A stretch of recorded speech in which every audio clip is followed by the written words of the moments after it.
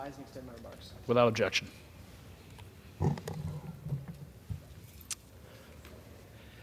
Thank you, Mr. Speaker. I rise to speak on the urgent need to stand up for democracy at home and abroad. Yesterday, members of Congress heard from our Secretary of State, our Secretary of Defense, and other senior leaders from the administration on the dire situation in Ukraine and Israel.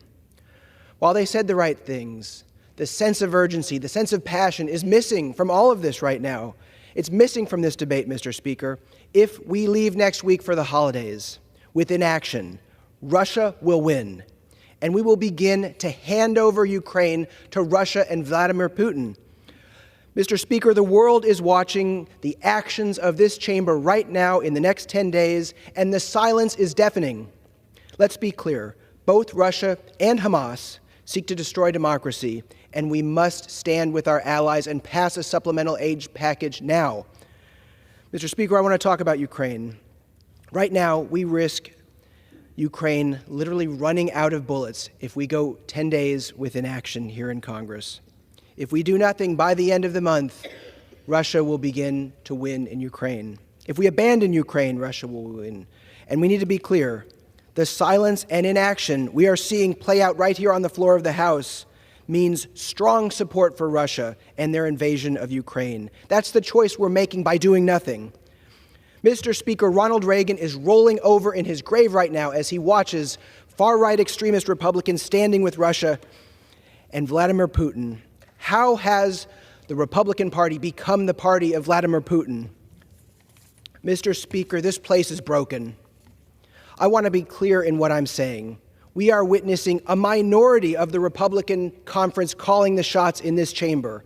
A majority of the Republican conference supports standing with Ukraine, but they have been cowed by the minority in their party, and we continue to see the tail wagging the dog.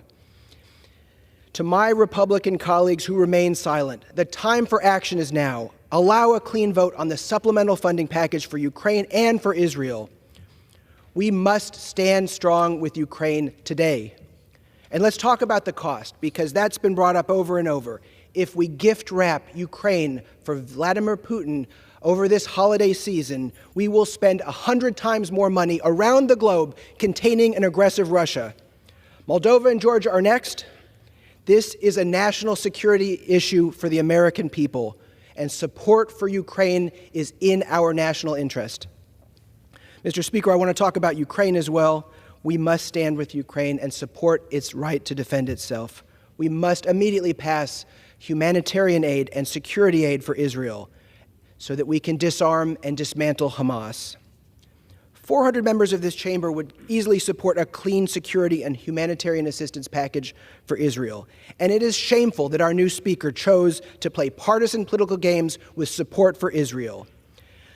For the American people watching, the bill that passed out of this chamber says, we'll stand with Israel, absolutely, only if we defund the police for billionaires and wealthy tax cheats. That's the choice that this body had, and it is shameful.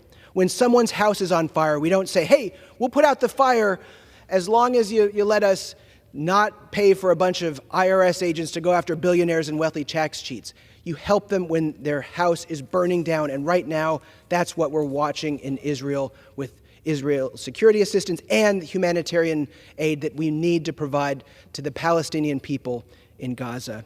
An overwhelming majority of members support standing with Ukraine and standing with Israel. If we could get a clean vote on this bill on the floor, it would pass.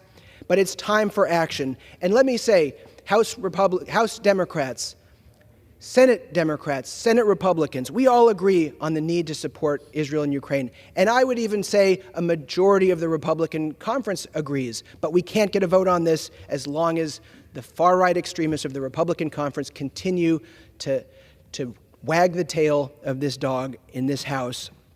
Mr. Speaker, this is about the future of democracy for the world.